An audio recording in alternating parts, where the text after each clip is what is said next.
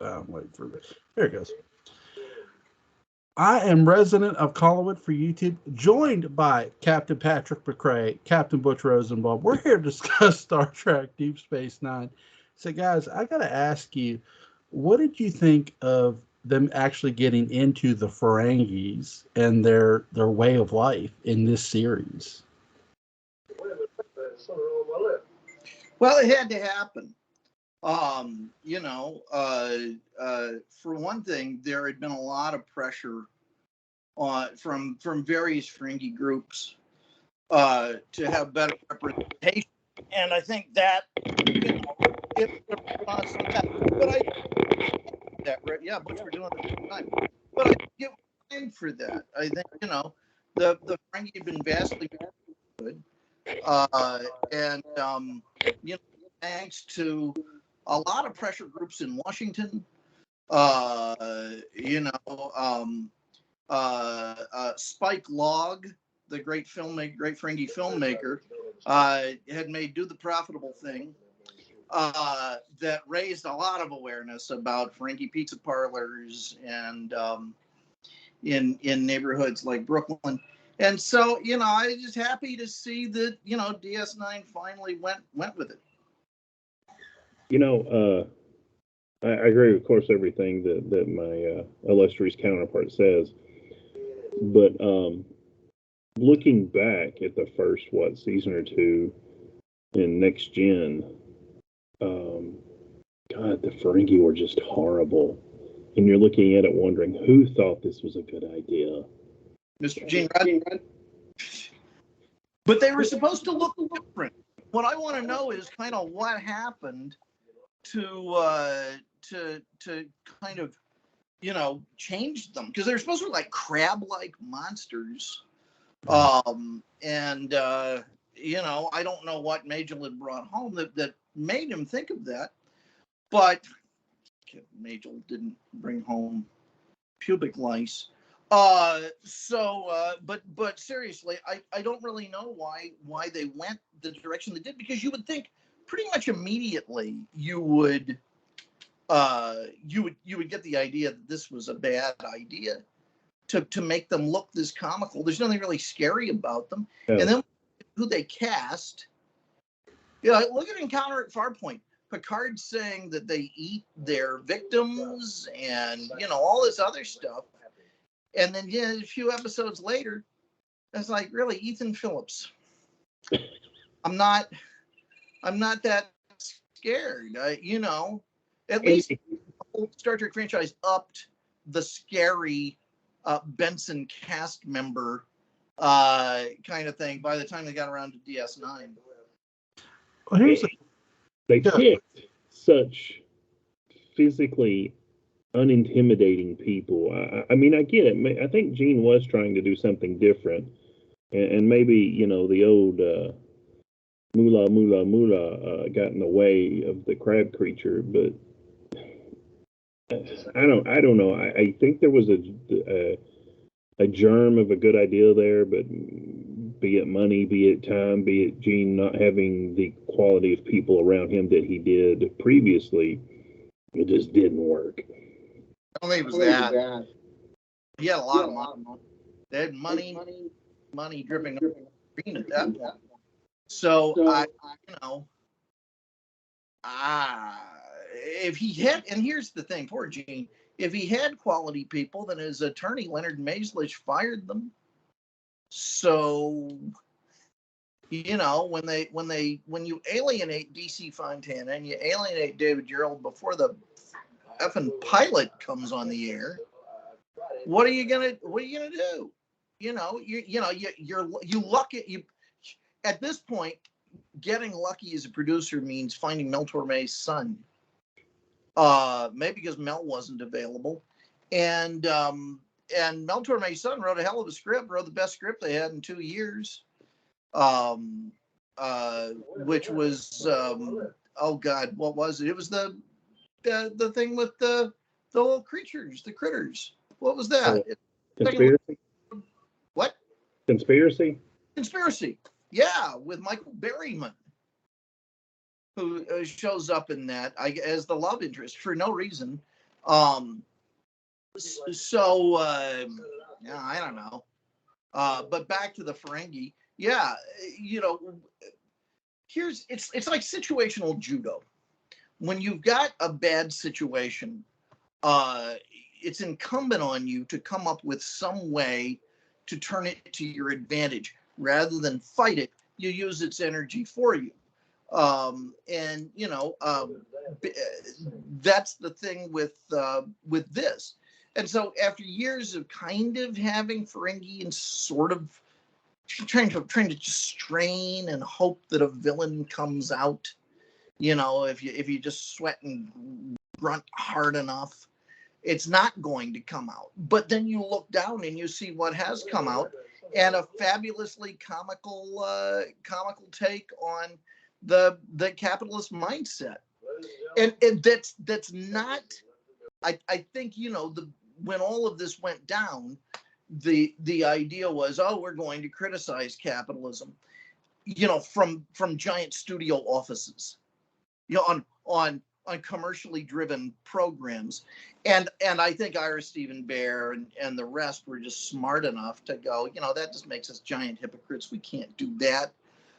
But what we can do is say, what, these are us. We can talk about humans in the future and how grand they are, but there's a lack of relatability to that, and there's a lack of warmth to it. But when you talk about the Ferengi down to Quark's Marauder Mo action figure, they're us, and they're us, and they finally found a way to talk about us critically and affectionately, but honestly. Let me give you a theory I have with the Ferengis and what I think happened here. Two things. Number one, there were still Star Trek movies going on, and I think there was a focus between the movies and the series. Number two, I think, honest to God, somebody in Star Trek The Next Generation, after maybe one or two episodes, watched WWF and saw the $1 Million Man Ted DiBiase and said, we got to take that character and make an entire civilization. I mean, they'd have The Rock eventually, so why not that? Right. And it all comes full circle because Les Moonves, that son of a bitch, canceled Enterprise so that he could have wrestling. Let me concur. Really? I did not know that. Yes. Les Moonves, that prick. Les is the same asshole who chose The Mountain over a certain pilot called Dark Shadows 2004. Oh no. Well, at least that's what I think, and that's the rumor that I'm going to state. I actually have no idea if that's true, but let's pretend it is. Yes. Yeah, Les is, and of course, Les's last gift to us was Star Trek Discovery. Didn't they mess up the Ferengi in that? Or no? Was that something else? It appeared in a frame of Star Trek Discovery. They messed it up. Star Trek Discovery is like every way they could mess up Star Trek and cram it into 793 excruciating hours, and that's just the pilot. I like that they get the guy from The Princess Bride to play the Grand Negus in this. Really, really smart. Sean Wallace. Yeah. It is conceivable. Yes. Yes. There's a great Wally Shawn story where it's before his first appearance, and he knew Rene Aubergenois, and he knew Armin Shimmerman, because LA theater guys. So he's in makeup. And he comes up to him and he starts talking to him, and finally he says, so, you like the makeup? And they say, yes. And I've been using it now the whole afternoon. Do you like the special voice? And they had to lie and say yes. They had no idea he was doing a special voice. They just thought, it's a true story. They just thought it was Wally Shawn. What did you think of Sean Wallace's performance, Butch? Yeah, he comes off the character as a clueless, typical clueless old man, CEO of a company that, yeah, you all go do that, go make money. But his character, like all the Ferengi, start coming across. You see the intelligence in them, and agree with them or not, whatever. But you start to see that, and he's another one I didn't care for at first, his character, but he grew on me, and I really got to like him after a while. I tell you the one I love Quark, but I really love Nog too. I feel Nog really was more of his own character away from the Ferengi. Like he was Ferengi, but he was his own character. Oh yeah, well, Nog's a very noble beast of the wild. I mean, he is a hero of Starfleet. He's a combat veteran. So yeah, he is the Jackie Robinson of Ferengi and Starfleet. I love the episode where they're on the other, not the Defiant, but the other one where there's this young crew. Okay. I think is it the Valiant? Yeah, the Valiant. Or the Scratch Sniff. It's one or the other. And him and Jake are having this argument. He goes, "They're going to get us killed," and they all but do, which is really an intense episode. What do you guys think of that? That it was interesting because Deep Space Nine is. I'm going to use the term I read earlier today. In my opinion, the original redheaded stepchild of Star Trek, later followed probably by Enterprise. But so you had these people that weren't perfect, and they were still, being heroic, trying to do heroic things, being Starfleet officers, and that's where the Valiant starts off. These well-intentioned young officers that just get thrown into something. Basically, I thought about this years later. The Valiant is Star Trek Wrath of Khan without Kirk. So imagine the senior officers get killed, and they're like, the trainees are like, oh God, what do we do? What do we do? And in grand Star Trek tradition, some junior jumps up and says, all right, guys, here's what we're going to do. I mean, that's part of what made the mythology of Jean-Luc Picard when he stepped up on the Stargazer. And they're trying to do right. They just, it's kind of like reading some scripture, and you understand the scripture, but you don't, know what the scripture says, but you don't really understand what it means. Right. And that's where they are. Yeah, I agree. What do you think, Patrick? I like it. If you're talking about what do I think of that particular episode? Yeah. It's not one of my favorites. It's like getting stuck with a bunch of guest stars. It's almost like another series broke out. Like they were trying to sort of sneak and bring in a pilot to another show.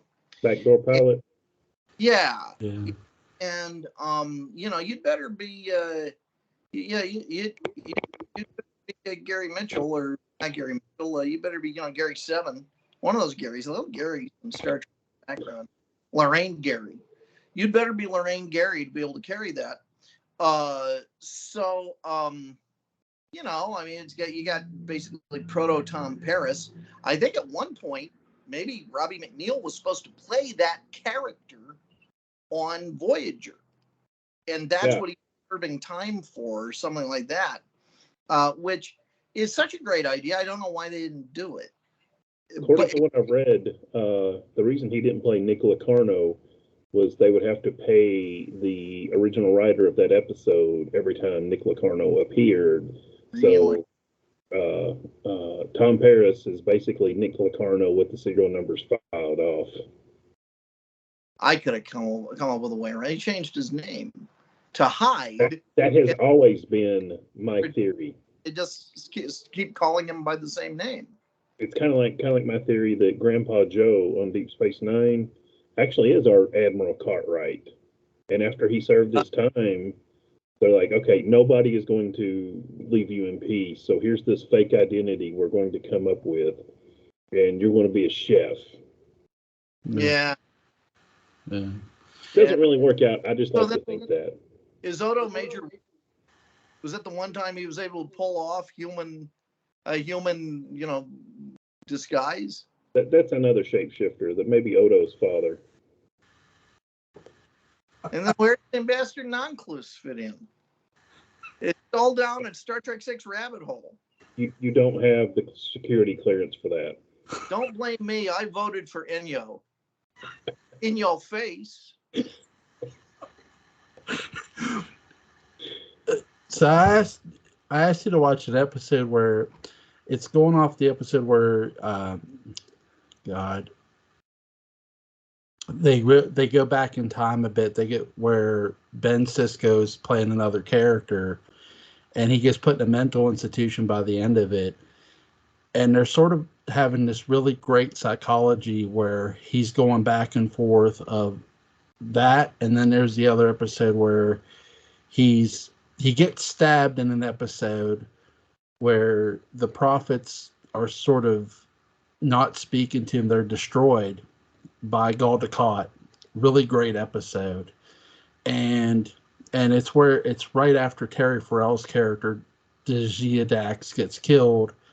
And he goes home with Jake, and they talk to his dad. He gets stabbed, and then he ends up meeting the new Dax, and they go to the planet where he keeps having this dream, and it's in between. He's going in between the mental institution and trying to dig up the orb, and I love this episode.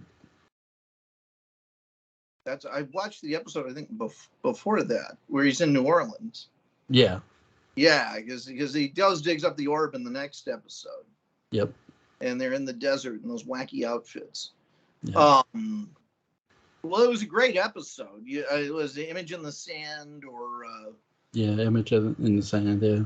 Yellow as Snow, or something like that. But yeah, Image in the Sand, and it was it amazed me at how dense the episode was.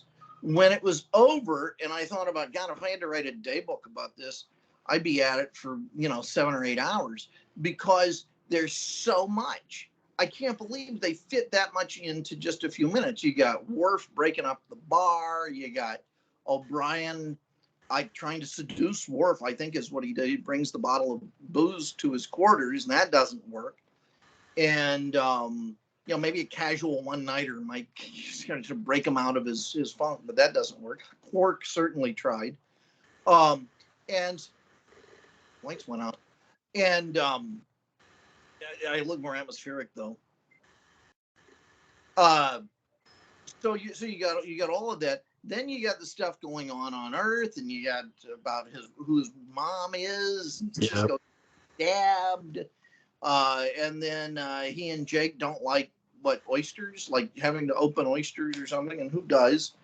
And so you got this great soap opera that starts going on. I mean, you got like A, B, C, D, E, F plots all over the place, because you've got Damar and Wayoon starting to go at it, because Damar's a drinking man, and his alcoholism starts to come into it, which is a delight. And then you've got the strangely Marcy like Romulan. She's like Marcy to Kira's peppermint patty. You think about her voice. It's this kind of husky. Sounds like Nancy Culp from Beverly Hillbillies. From Beverly Hillbillies. Yeah, she's wanting to bluff. Kara's standing her ground of this blockade of Bajor, and she's wanting to fire upon her, but Kara's standing her ground, and it's really good. I did not like her at all. Like the wrong. She likes a good Jenga stick, but it's too sweet. What did you think about her, Butch? I tried not to.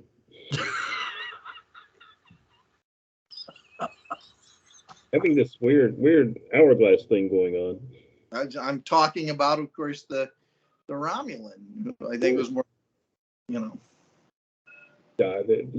Patrick tried that episode was wow. I mean, just layered and going on.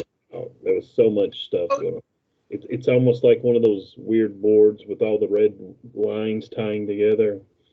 Well, at that point, it had become Paramount policy not to let Avery Brooks begin any season on board the station. Sure seemed like it. The second season in a row that he's kicked off. The first, at least he has his ship, and he's, I think he's like doing DoorDash or something, and in the Defiant, but then he doesn't even have that. He gets demoted to peeling potatoes. I really like the psychology of the episode because you find out this secret that, hey, the mom who raised you, though you called her mom and loved her, that wasn't your real mom. It was really, there's moments in Dark Shadows that when you think they can't shock you anymore, they do. Same thing with DS9. Here's this moment. They can't shock you any more than they've already have. Wrong. They do. Cisco's mom thought this was his mom, and his father fights him right away. Like, I don't want to talk about it. And then finally the break of, this is who she was. That was your real mom. And he's like, what? You didn't tell me? And I love their interaction. And eventually he tells him, I would have still loved my other mom. I wouldn't have loved her any less. And I love Avery Brooks's performance in this, where he's just, and then when he's outside, he's thinking about the orb, and then this Bajoran double agent, if you will, for the pirate. I probably just butchered that. Yeah. And stabs him, and I was shocked. I'm like, holy shit, they just stabbed Cisco. It's really, there's a lot of shocking shit in this episode. It's awesome. Yeah, you said it. You said it right there.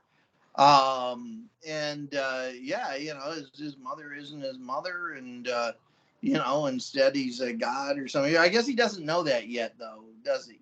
Oh, and Ezri shows up, so he's got the reunion with Ezri. That also happened. Yeah. It's like the most important scene in the episode is every scene. Yeah. Yep. And that's good filmmaking when that all comes together. Yeah. And really, too, the next episode, too, of Ezri being on Deep Space Nine and having to interact with Worf, Quark, everybody who she interacted with previously as the symbiote, being in Dejia Jax, now being in Ezri, and now having to be this whole other person. And she's a therapist. I'm like, and she needs help with dealing with it. Yep, she needs help dealing with it. And I really like the fact that one of the ways they do this is they take Garrick and he has a nervous breakdown, like right at the station, and it's really well done. What did you guys? He did that at Cisco's house. Or Kira's, give her something to do. Can you just kind of like get a little, and it'll make her feel like part of the family. Yeah. Garrett can do that, I was very happy to. I mean, Nicole DeBoer is just a cutie, and so she's. I mean, in the darkest season, yes, bring out the little brunette pixie. Why not? Just kind of get a break every once in a while, And although the way I would have done it is that Quark would be on the shuttle with the body for some reason, and that the symbiote gets loose, like it gets hit by the Dominion or something. The symbiote slithering around, And as it turns out, the symbiote knows what's a compatible being and what isn't. It's been around a while. Right. It in a manner very much like in Bubba Hotep, is able to enter Quark and then permanently bonds with him.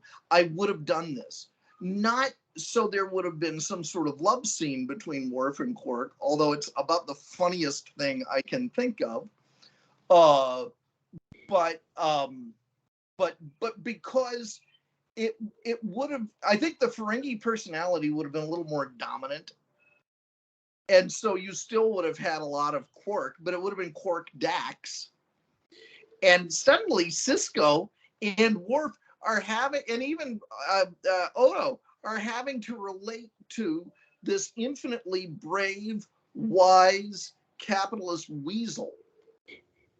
And what on earth? What a weird opportunity for the writers. And imagine Worf, poor Worf, who just suffers like nobody's business, now having to deal with the fact that his wife is the Ferengi. You go from wacky idea. You go from making out to Terry Farrell. I mean, who wouldn't want that job? To having to make out with Quark. Yeah, that'd have been interesting. The one difference is after day 2, he comes out of the Bashir's medical center, and he's got perfect teeth. That's the one thing the symbiote insisted on. He's got just beautiful pearlies. What do you think? I'm sure Armin would not turn that down. Oh my God! Armin Shimmerman would have won an Emmy for that season. It would have been great. What a challenge! I actually like the episode where they have him dress up as a Ferengi woman. Really, really good performance by. You called me at 4 a.m. 3 months ago in a blind sweat, talking about that very insistently and very feverishly. And because that's when I had to call out that order of protection. You liked that episode a little too much, Jewel. And I think it's time we talk about it. Proper Place is the episode you're talking about. Yeah. They have him dress up as a Ferengi woman. He causes his own mother, Moogie, to have a heart attack. And it's so well done. The acting, I mean, DS9 had great acting, but the acting in this episode is just golden. I mean, because him and his mother have been butting heads, but this here, the the Grand Negus is in trouble. That they have a substitute Grand Negus, and so what do? Because his mother has a heart attack, he has to become a woman, and it's so well done. I mean, that's just science. That's just cause and effect. What did you think, Butch? When the episode came out, I was like, this is like something off of Three's Company, this ridiculous. Okay, I'm thinking of that episode of Gilligan's Island where Gilligan's got his arms crossed. He's like, "You can't make." They're going to dress him up as a woman. You can't make me. You can't make me. You can't make me. And then it does a spin, and then then Skipper's like, "We already did." And I'm like, "Okay, you know what, guys? I'll ride with you because y'all have done great stuff. And darned if it still wasn't, something that could have been very easily very dumb and uninteresting. They pulled it off. Exactly. That's all they pulled off. Thank God. What did you guys think of when they destroyed the prophets? I mean, was that a bold move? Did they destroy the prophets, or did they just cut off the celestial temple? Right, they cut off the temple. Sorry. That was, you've been building up to these guys, and they're the Gandalfs of this world, and you take them away. And I think that was a bold move when you build up this tertiary character, let's call it, and now you're out of here, and it's like, okay, what now? Yeah, I mean, in every kind of basic, what's called the monomyth, which is the Joseph Campbell defined storytelling structure, the mentor figures have to go away. There's always kind of the death of the mentor, or the separation of the mentor. Uh, Luke and Obi-Wan being separated, and Merlin. Merlin. Pardon? Merlin. Yeah, Merlin getting separated from King Arthur, or Donald Trump being cut off from the Grand Wizard of the Klan, and that that you're then left on your own, and you're then left on your own, and you have to keep going, because if the mentor is around, you can always go back and ask him, what do I do about this? Or Obi-Wan, what, you're like what, like 50, right? Get in the X-wing and you go fight this thing. I saw those 3 movies. You're flying all over the place. And it's an astromech that's going to take care of it anyway. You really don't have to do a whole lot when we think about it. It has far faster reflexes than you. So, but that has to happen, and so that's what happens here, because otherwise you have gods. Because now even Cisco is comfortable calling them gods, and if you have gods, then in a realistic way, they can and should take care of their actions rather than using you as some kind of puppet to less effectually take care of their actions.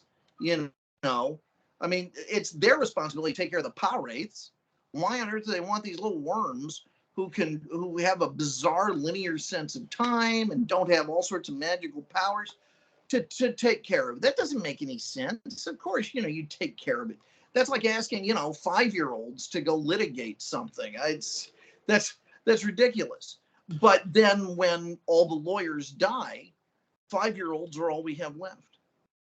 I'll be right back. There's 2 really great episodes too that sort of set up to this, where the Dominion is coming through the wormhole, and the prophets and Cisco are talking, and Cisco calls him out. He's like, you told me you are Bajor. Well, Bajor's in danger. Do something about it. Don't just stand by. And they say, well, if we do this, there will be a reckoning. And they do it. And I love the episode on Deep Space Nine where there's the fight where the prophets choose Kira to his body to go into. And what I was most shocked by still is them choosing the pirate choosing Cisco's son. How shocked were you by that, Butch? That's the perfect person to use against him, because he's fond of Kira, he's fond of Dax,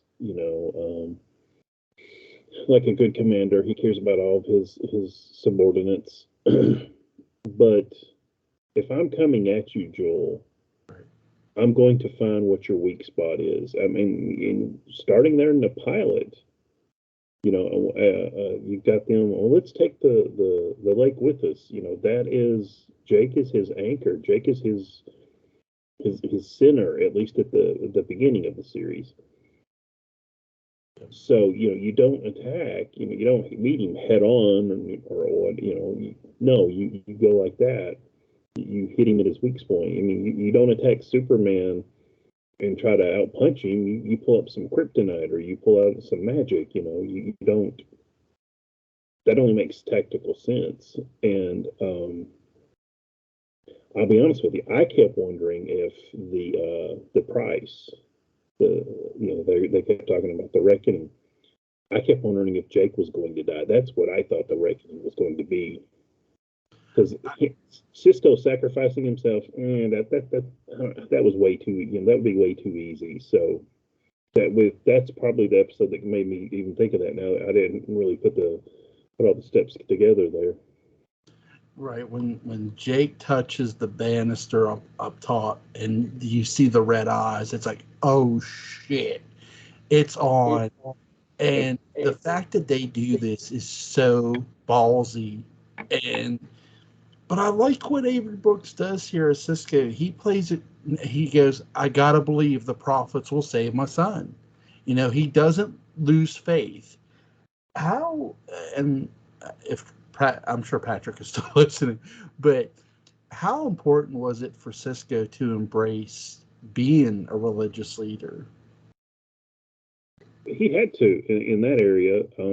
He didn't know it, and I've always hated this, but it really was his destiny because he's kind of Hercules. He's a demigod in that area, which also I guess that makes Jake a quarter prophet at least. So him having to accept it, and that actually became one of my favorite parts is.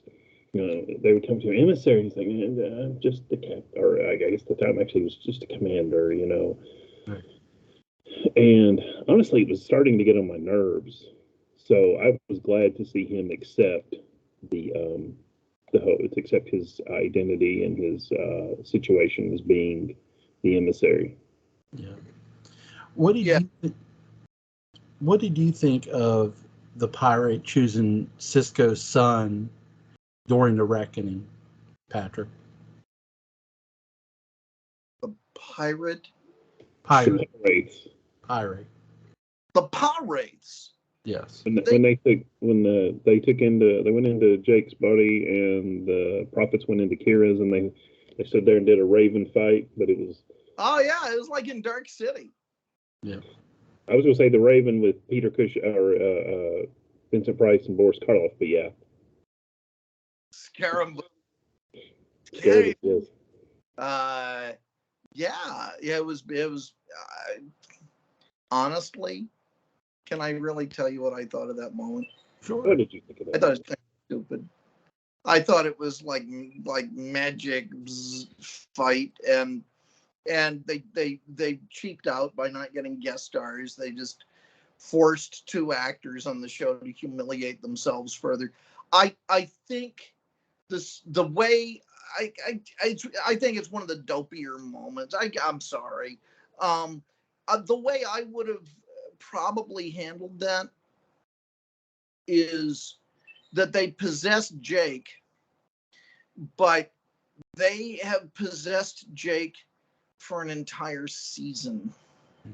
And that Jake has very slowly been giving his father terrible advice, or has been very, very slowly, very subtly,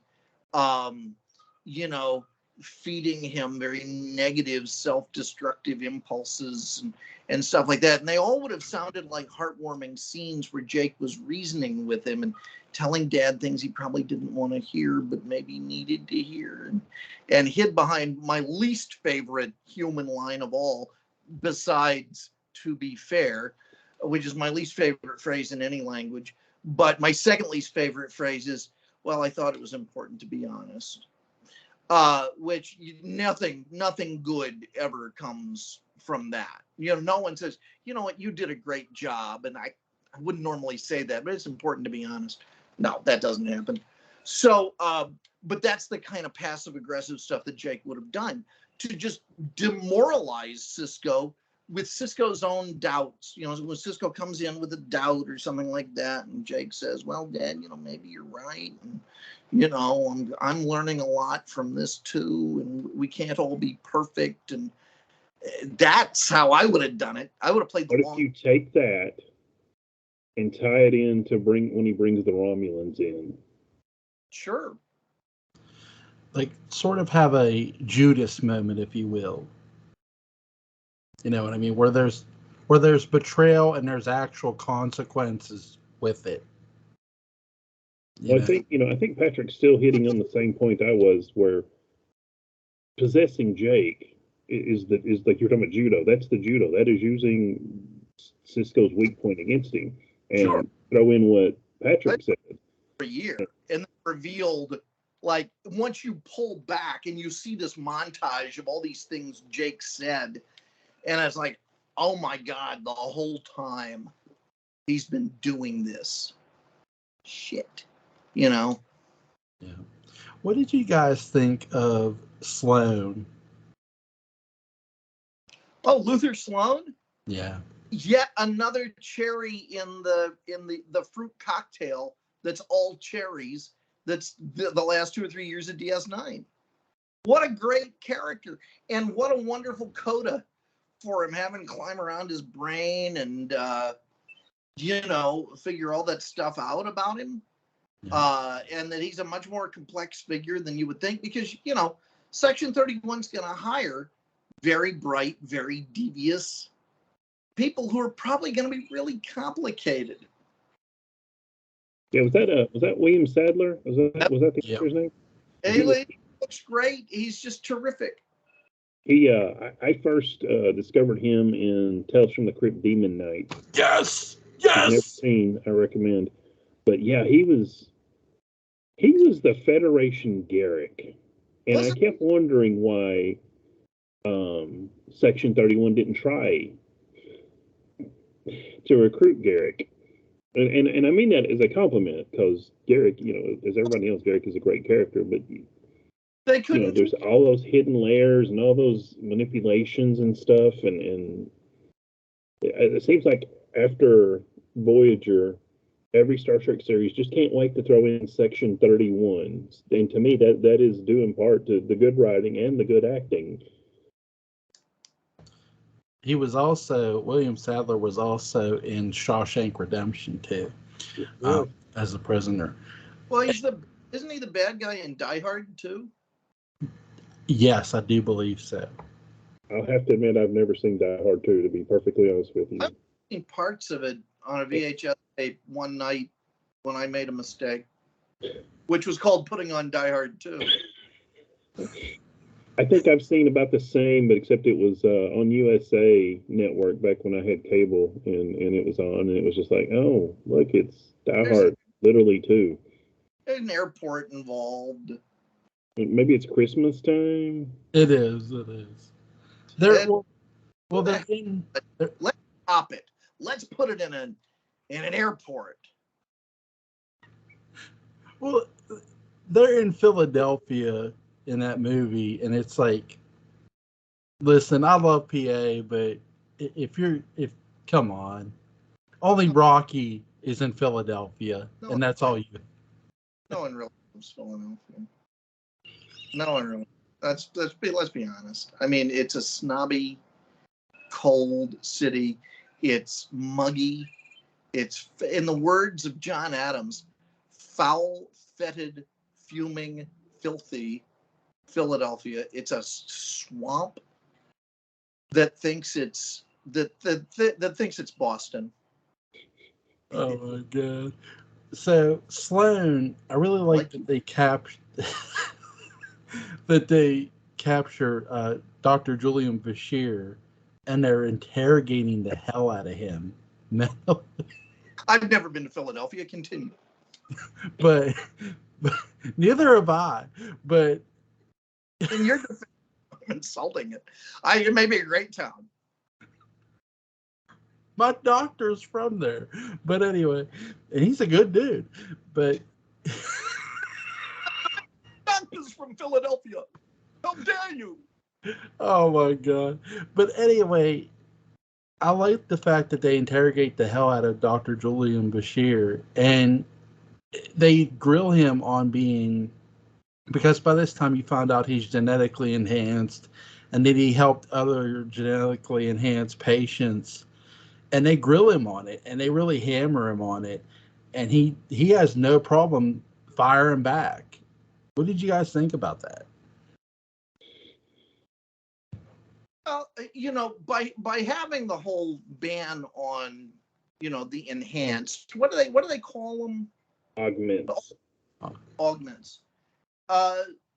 Star Trek is making an anti-technological statement, and it's normally a very pro-technology show, and it's making a prejudice statement. It's coming up with prejudices against people based on how they're born and the biological situation, circumstances surrounding their creation, which is very un-Star Trek. So I think it's very fair that Star Trek should say, okay,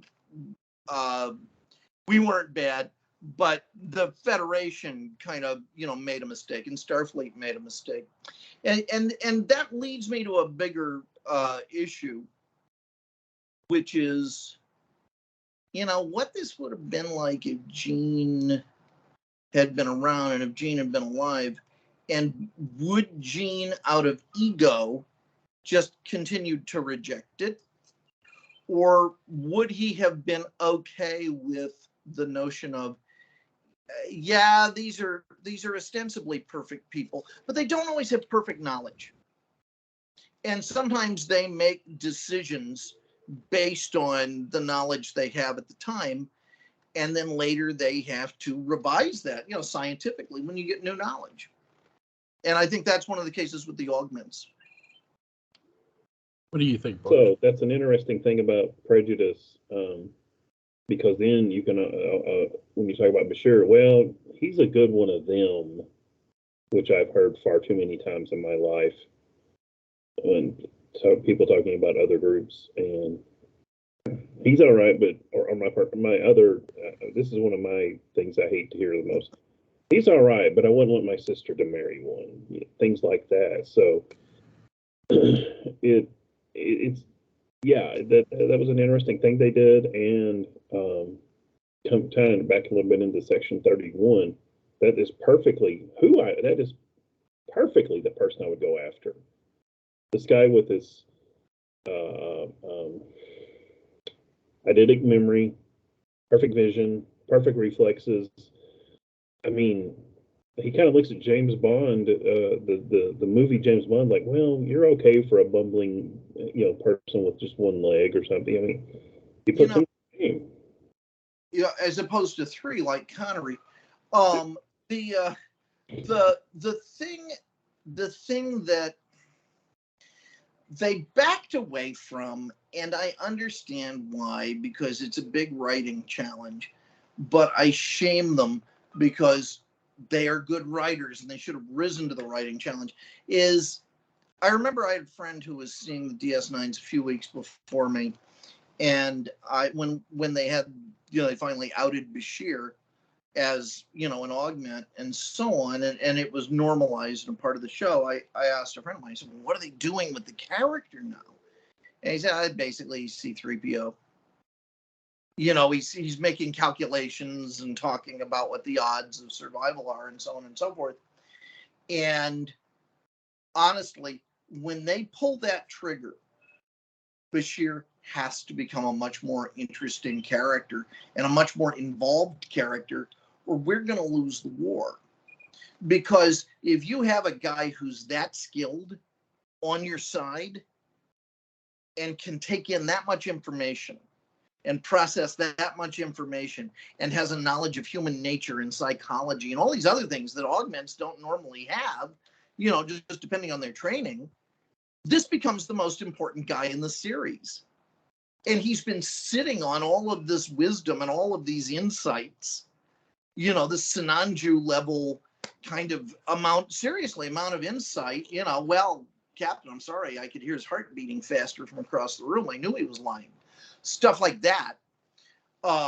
Just his knowledge of pressure points. I mean, if Bones says, exactly what I can do from this position or whatever, imagine what Bashir can do.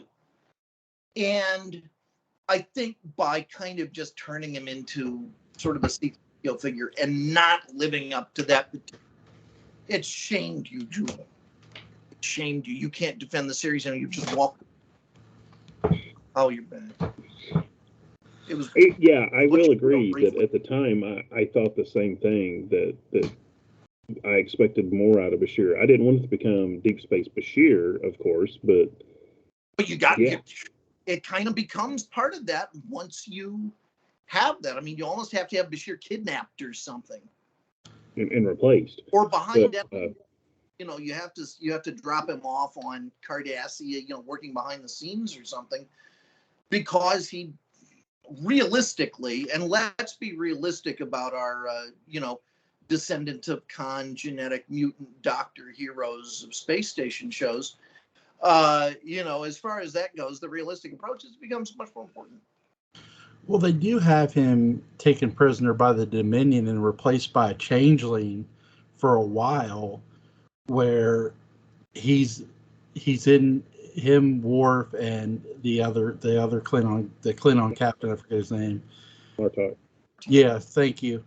Are taken prisoner by the Dominion, and Bashir says, "I only hate to think what my replacement's doing," and you sort of see that go on when he's in prisoner. So it's like, holy shit, that's bad.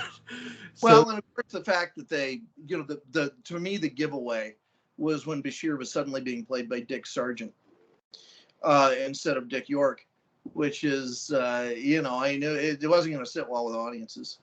If Deep Space Nine had been made in the 60s, that would have been two awesome choices for Bashir, in my opinion. Yeah. They would have been. They both would have been great. And honestly, I think it would have been great if they had done that. Like, all of us are watching and like, what? Did they not see? No, let me say this though. If it would have been made in the 60s, Jonathan Frid might have ended up playing Dr. Bashir instead of Barnabas. Sure. What about Jonathan Frid as Garrick? Yes, that would have been really good. Well, yeah, it would have been. But just go ahead and make him a Ducat. Ooh. Yeah, I mean, you might as well, just go all the way with it. Yeah. What did you guys think of Garrick having claustrophobia? I really love how they reveal that when they're POWs. It's ironic, and all the time he spent in the closet.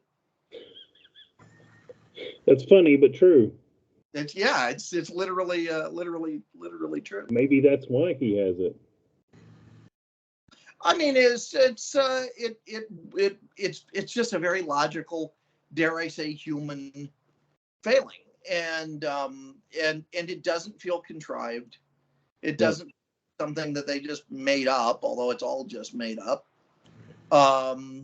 It works very well for that sequence, where they're prisoners on the ice moon of Phrygia or whatever, and he has to climb around in the ductwork. Yeah. See, that was also when I guess maybe the reason they had Martok, of course, they'd replaced him, and wasn't an Auburn Tane there as well after the joint Cardassian, Yes, Romulan. Yeah. Again, so many things going on, so many characters, and I just remember, starting about 4th, 5th season, it's just like, whew, wow, that episode's over. I gotta sit back and relax.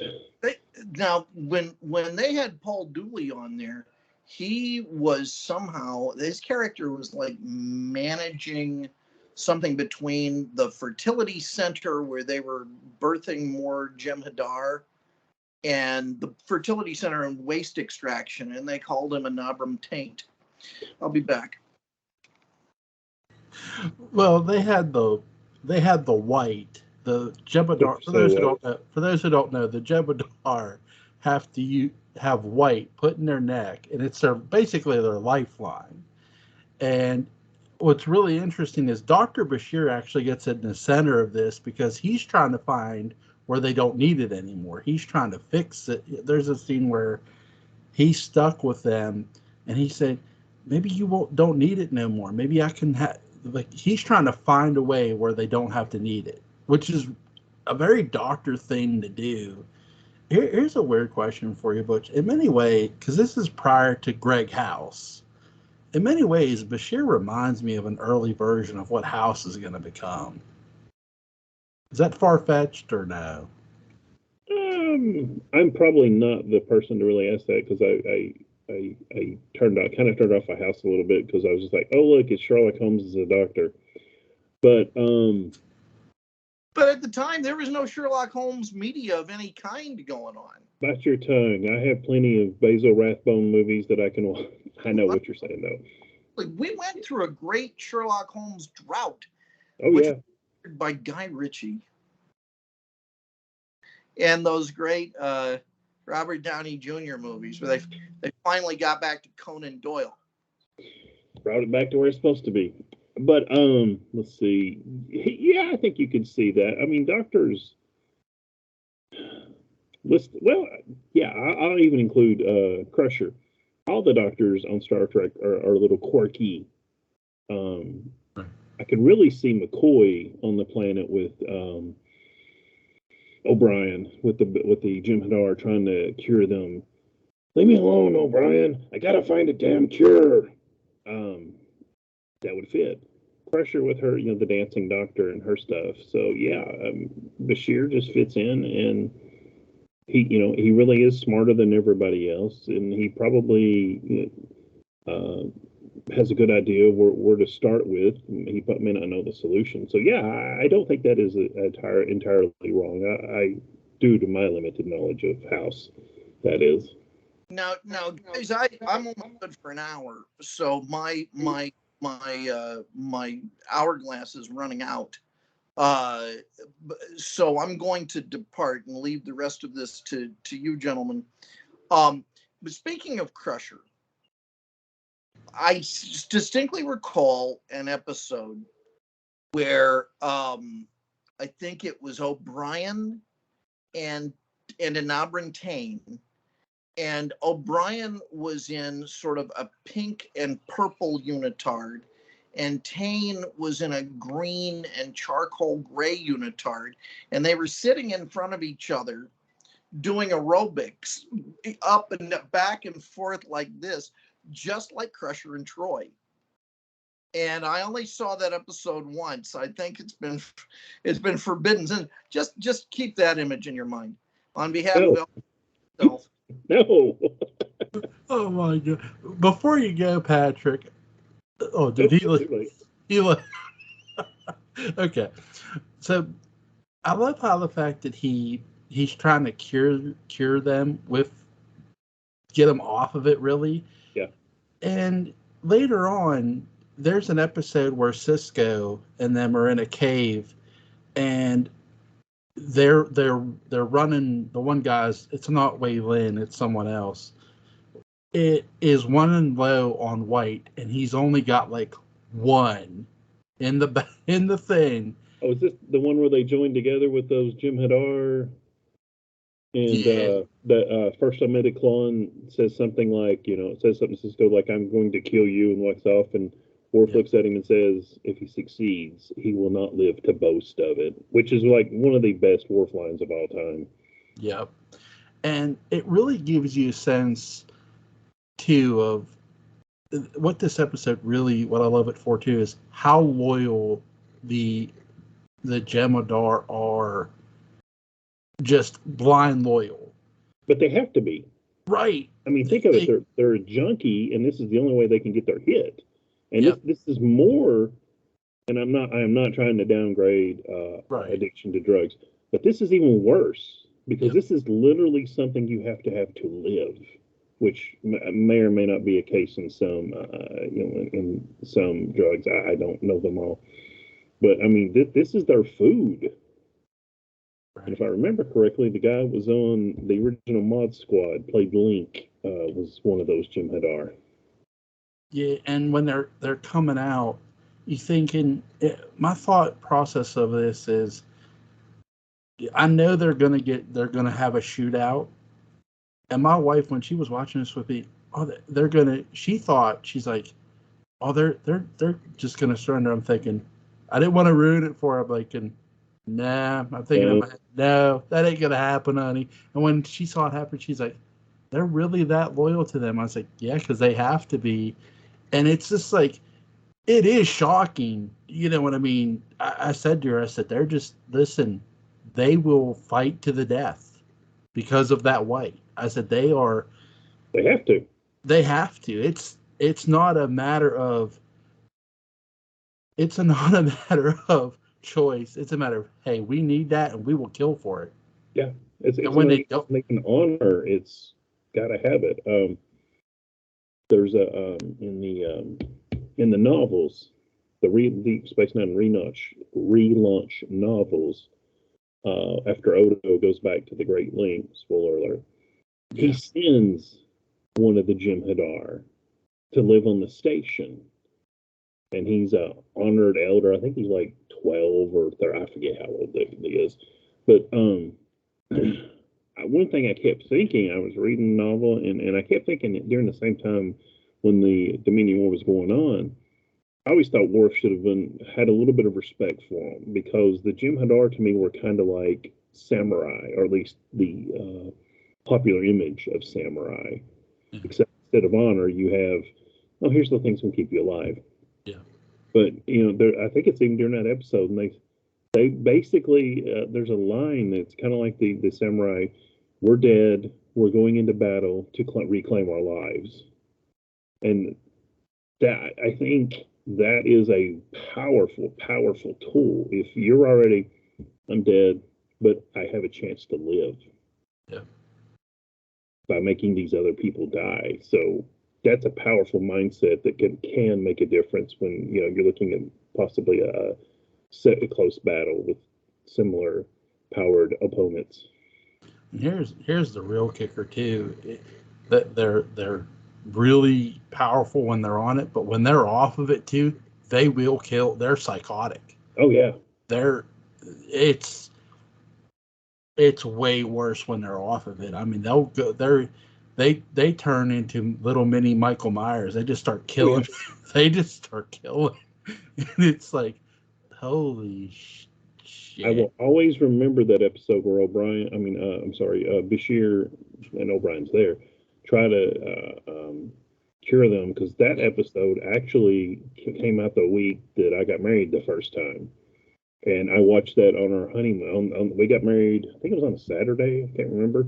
But I remember sitting in a hotel room somewhere in Georgia, and it's like, okay, where's Deep Space Nine? And, okay. and that was, it's like, okay, shh, be quiet. I'll get back to you I'll get back to you in 47 minutes. By the way, I don't know how close you are to wanting to wrap this up, but by the way, per your question last time about Deep Space Nine directors, yes, I did some research, and just got some few points. Now I'll get to my best at the end of this. This is short, don't worry.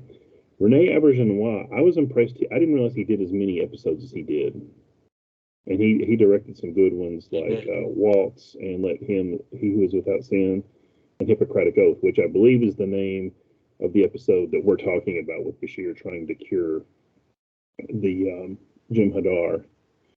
Avery Brooks, we talked about, you mentioned him specifically, and he directed some good ones. Of course, Far Beyond the Stars being the best. LeVar Burton had some good ones here with Sword of Kahless, which is a personal favorite of mine. James Conway did Duet, Necessary Evil, Way of the Warrior, Little Green Men, Shattered Mirror, and For the Cause, and Apocalypse. I mean, good episodes all right there. Of course, sometimes you get a good script and sometimes you don't. So I'm not going to put it all on his shoulders, but I'm going to mention him. Winrich Kobe, The Homecoming, The Siege, Through the Looking Glass, Our Man Bashir. And the one I'm going to go with, though I don't think there's a wrong one here, is David Livingston, because he did the following episodes. In the Hands of the Prophets, The Maquis Part 1, Crossover, The Dice Cast, The Visitor, which is an episode that should be up there with Far Beyond the Stars, in my opinion. Homefront, Sons of Moog, The Muse, Dr. Bashir, I presume, You Are Cordially Invited, and I don't speak Latin, but Inter Arma Enon Silent Legis. I'm sure that is completely wrong, and someone will go, you idiot. But I want you to know I did my homework. But I was surprised at how many episodes were directed by Odo and Cisco. I'm not going to try and say, I'm not going to butcher um, Renee's last name again, because God bless him. He deserves that. Did you ever see the documentary What We Left Behind? I saw the last two. I saw the episode, What We Left Behind. No. This is a documentary. It came out about 3 years ago. No, I didn't see the documentary. You should. It's somewhere. I think maybe it might be on. I know it's on YouTube, but you probably don't want to watch.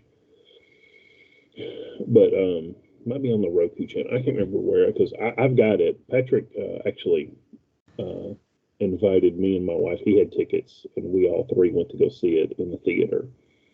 And they get Ira Stephen Bear, Ron Moore, all the main guy, Robert Hewitt, is that how you say his name? Anyway, they get all the main writers to come back, and they start to plan out a season 8. And they kill Nog.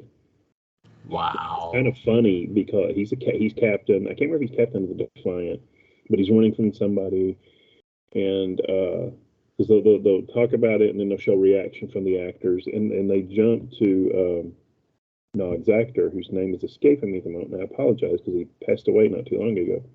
He's like, "What? You kill me? Forget you guys!" And he just walks off.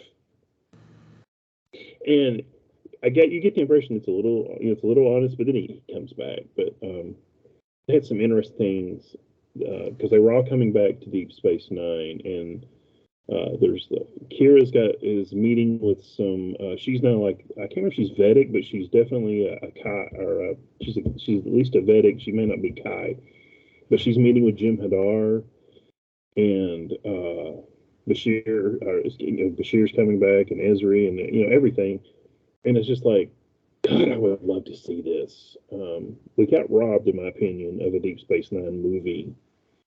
I kept hoping after the very disappointing Insurrection that Star Trek 10 would be, I called it Star Trek 10 Dominion War, where you had the Next Gen crew and the Deep Space Nine crew. And hell, I said, bring back Voyager a year early and throw them in. And you could have them all. I mean, you don't have to have huge parts for everybody.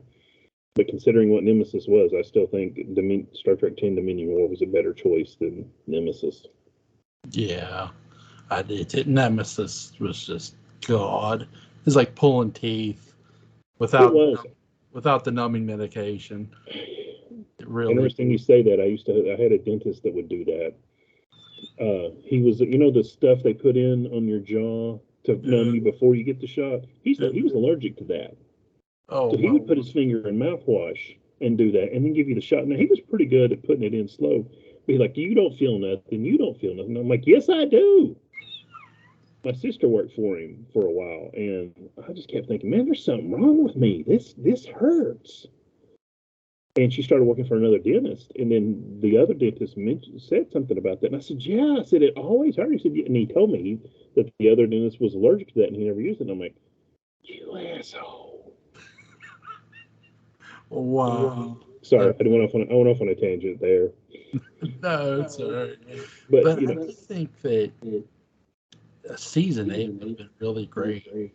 Let me ask you something. Do you because they've sort of I've read some articles where the Deep Space Nine, some of the surviving cast would come back because they've said about Picard potentially, because there's season 3 is going to be the original cast, I guess. And it's like they're going off nostalgia at this point. So it's like, I'd like to see the DS9 actors come back, but I don't want to waste it on Picard either. No.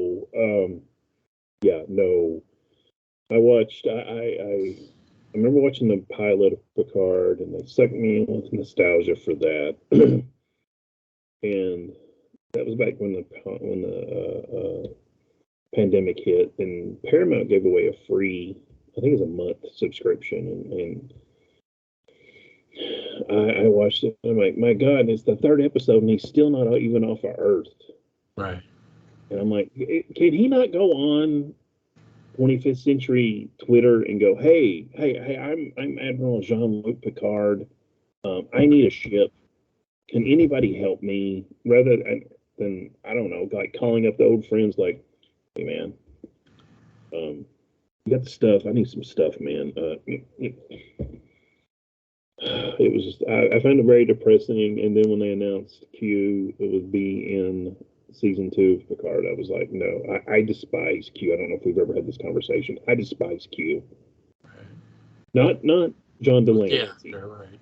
Q, or as I like to call him, Loki. Right. And I still love Cisco's response to Q. And if you don't know it, Q's sitting there being smug, and Cisco punches him. And Q hits the floor, and he's like, "You hit me. Picard never hit me." And Cisco gets in his face, "I'm not Picard."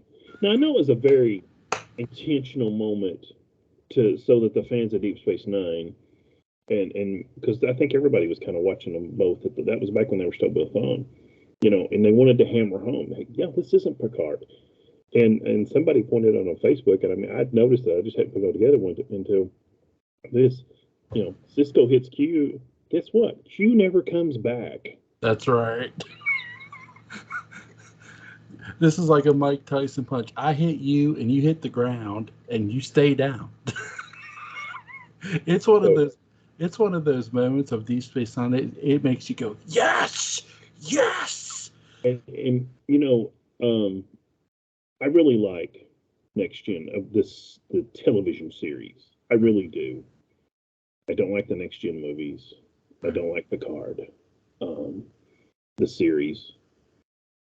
And at the time when Deep Space Nine was coming out, it's like there were the Next Gen fans, and then the weirdo Deep Space Nine fans, and then there was a few of us that were a little bit of both, and truthfully, I became more of a Deep Space Nine fan. But I can remember people, how dare he speak ill of Picard? And it's like, this isn't Picard's show, okay? He's not the hero here, and it's not he wasn't insulting. I'm sorry about that. I keep moving my camera. I never took that as an insult. It was just a reminder.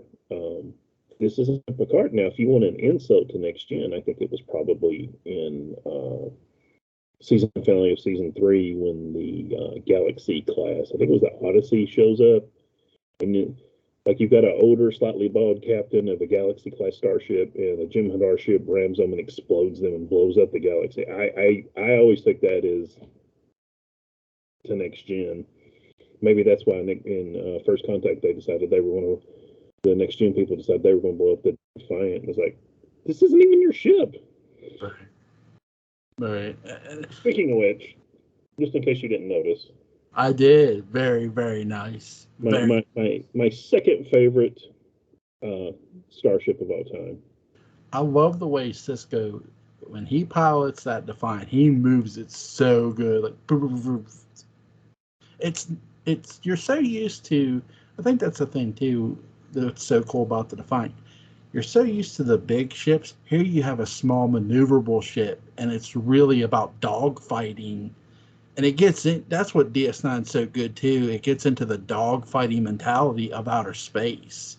Yeah, and that's another thing we love about it too. Yeah, the Enterprise D is a capital ship. It's a big battleship. It's a humongous waste of space. I mean, if you've ever looked at the blueprints of it, it's like, what's in this ship? The Defiant's like, if Enterprise D is like some big, huge Thor, Conan muscle guy, the Defiant is Bruce Lee. 5 foot whatever. But my God, he's fast. He's going to punch the crap out of you. But you know what? He can take a hit too. I would put the Defiant up against the Millennium Falcon or any other ship because it could move and maneuver very quickly, and it guns you. Boom, boom, boom, boom, boom, boom. and Siska, especially with Siska's at the helm and steering that damn thing. I kept thinking probably Sulu is considered the best helmsman Yeah. of Star Trek, and I just kept thinking, man, imagine Sulu was your helmsman. I mean, talk about threading some needles. I mean, whoo. Yep. How much? We do got to discuss Strange New Worlds. I've watched all 3 episodes of you. I've only seen the pilot, and Patrick told me, he's like, man, you got to check it out. He said, this is Star Trek, and I'm like, And I seen it, and I was like, wow, this is Star Trek.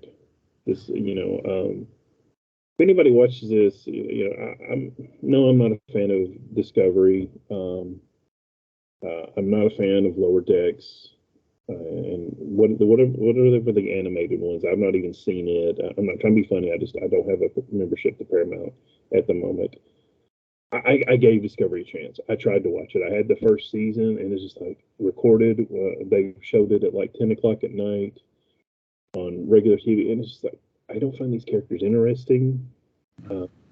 You've tried to tie them in, and even by then, I think I can't remember if season 2 had come out by then, but it wasn't interesting to me. I won't spoil the 3 episodes for you. I will say I do think you'll enjoy the other 2. They're really doing this series smart, at least from what I've seen so far.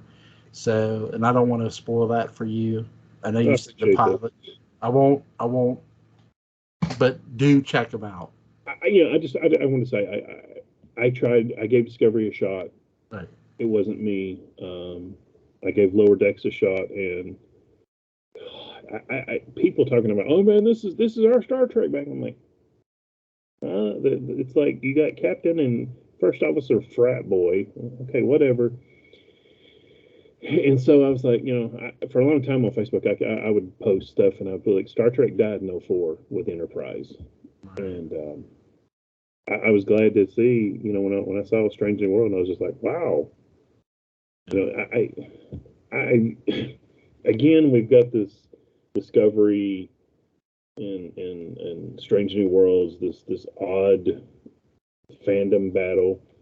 I'm not, if somebody watch this and you like Discovery, great. You go right ahead. You like it all you want. I think what's helping Strange New Worlds, I think some writers from DS9 are doing it. So, if I'm not mistaken, I haven't looked at the I just it has. I don't think it has anything. I don't have a problem with a woman captain. I don't have a problem with I hate to put it this way, a minority, a people of color, some group that I'm not part of being the lead character. I really don't have a problem with that. I didn't have I thought Ben Sisko was probably the second greatest captain in Starfleet. I remember watching Voyager. I didn't care for Voyager as much, but it wasn't because the captain was a woman. Right. So it's not that. It's just this, for whatever reason, this feels nostalgia, whatever you want to call it. This feels like Star Trek to me. Yeah, I watched 4 episodes of Discovery, and I was out. I think I made it 3.5. Let's see. What's her name? I'm not trying to be funny. I didn't realize for the longest time that her name was Michael. I kept calling her Michelle, and a lot of my friends thought I was insulting. It's like, oh, like her name is Michael? Okay. Michael had been arrested, and she was like on a prison transport, and somebody breaks her out, and I was just like, it's one of those things. Some series, there's the main character, and Michael Burnham is the main character of Discovery. Either you have to like this character to really get into the series, and either you like them or you don't. It's kind of like remember the old show The Fugitive? Yes. Either can't remember the character's name, the doctor. If you don't like him, you're not going to like the series. Right. So if you don't like Dr. Kimball. Richard Kimball, yeah. Yep. So if you don't like Dr. Kimball, you're not going to like The Fugitive.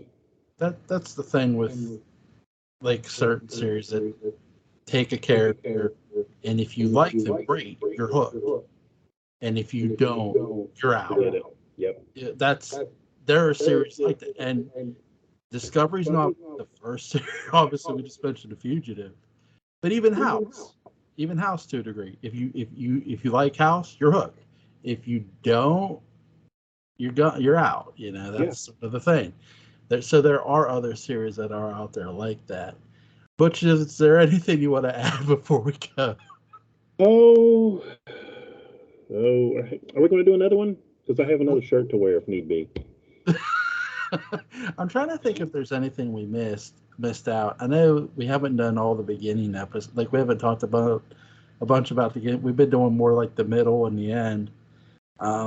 We could also do one about like maybe the callbacks to like original series with the Mirror Universe and the Blood Oath and things like that. I mean, honestly, we could, I think we could do. I don't want to do 7, but one for each season was what I was going to say there. Yeah, I really do want to get into like pre-Worf showing up and then Worf showing up and then them getting into the Klingons and stuff. That's something I want to get into with you guys. Plus, I want to do Strange New Worlds with both you guys.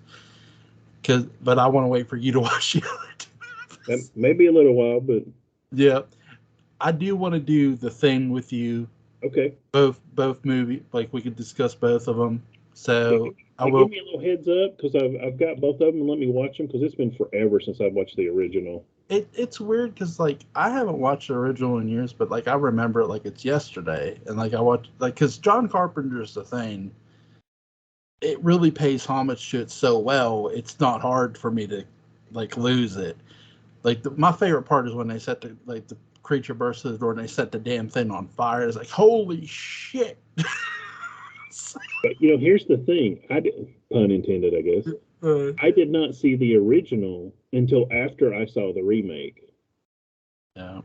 I actually had never seen. Actually, I'd seen bits and pieces of it over the years. I had never seen the whole film until Svengoolie showed it about, I don't know, sometime in the last 6 months or so. I'm like, I'm wanting to see this.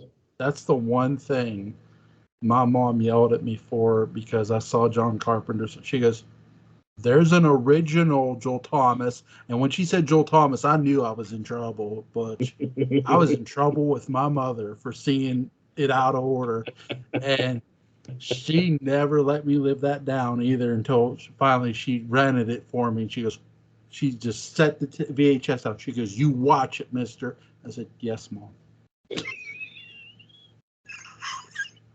It was a long time for me before I got to see it because I remember reading Starlog talking about the John Carpenter and referencing it. And this was before you had VHS stores everywhere and VCRs everywhere. I mean, I can remember when I first started working in 87, 88, it was a big deal to go rent a VCR and rent some tapes.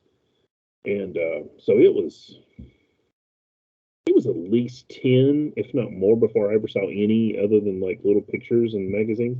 Yeah. I don't want to be mean.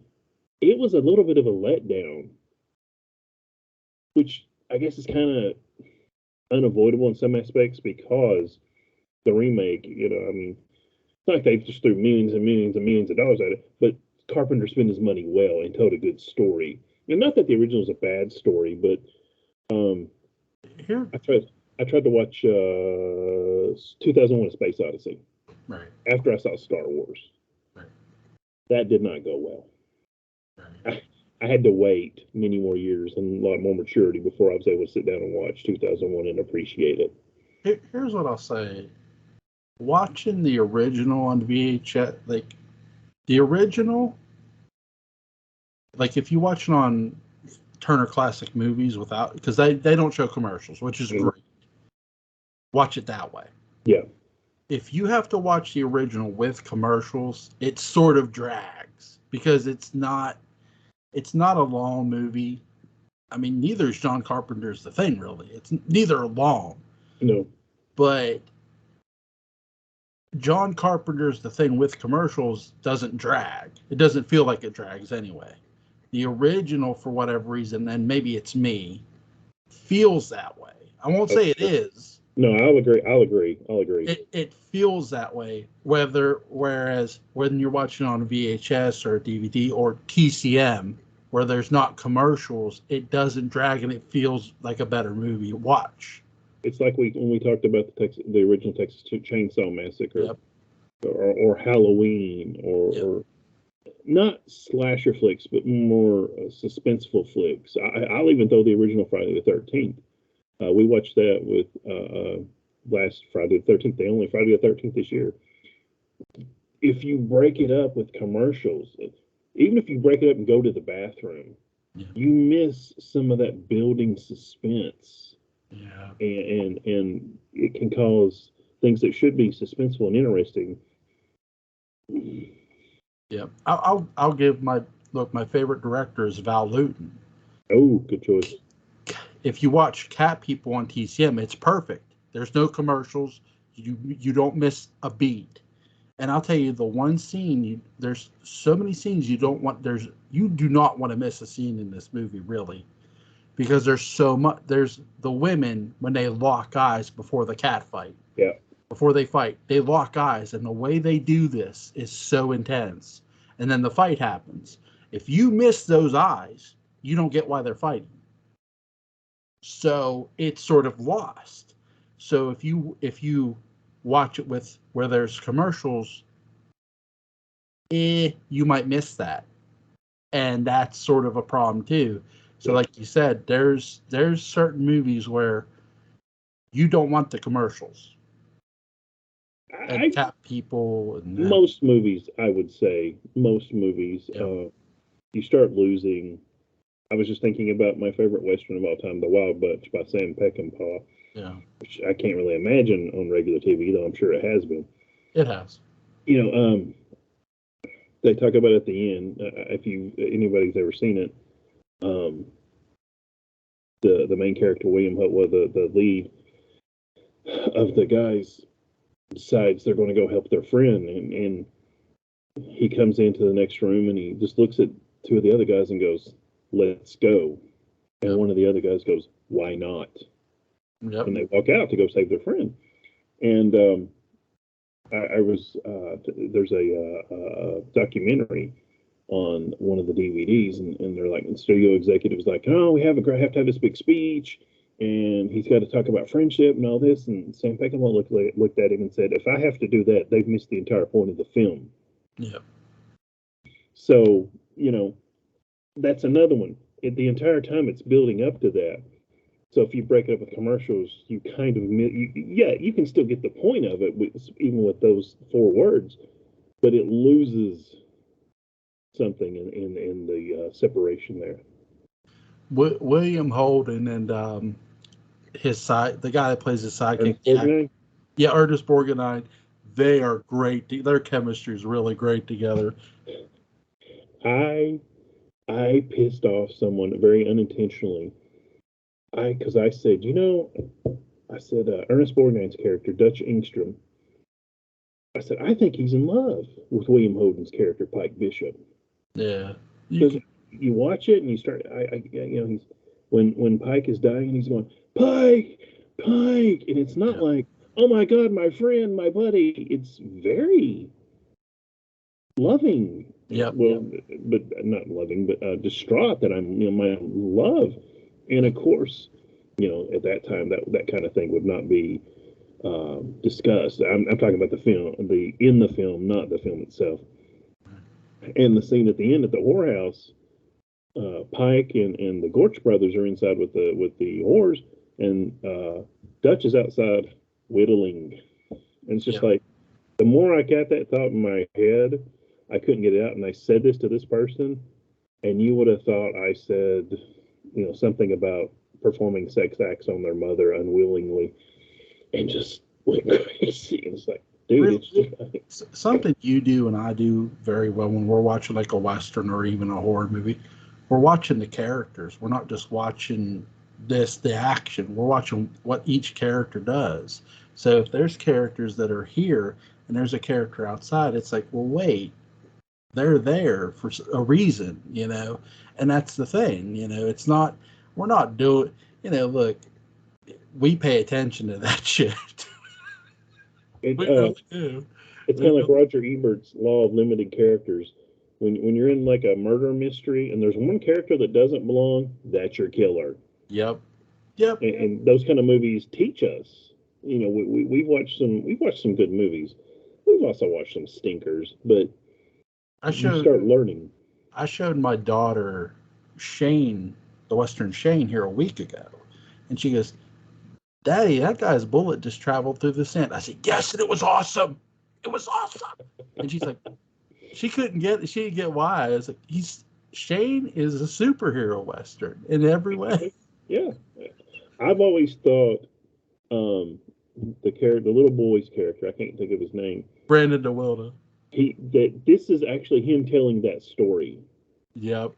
When he's older, and he's we've all got stories about grandparents or great grandparents or uncles or whoever that they're Superman or somebody, and this is him telling that story maybe to his kids. Yep. And that's where when the little inconsistencies like that break in, it's just little loss of memory, but also a lot of hero worship. Yeah, I often, you don't hear him say once upon a time, but you almost, by when he's going, come back Shane, it's almost like this story should have started with once upon a time when I was a boy or when I was a kid. Come back Shane, in like in all the flashbacks from the 60s and 70s TV shows and movies, and the screen starts to fog over. And yeah. For Butch Rosenbaum and our buddy Patrick McCray, it is always a blast with these two gentlemen. Butch, man, thank you so much. Patrick, thank you, buddy, even though you left us like 30 minutes or so ago.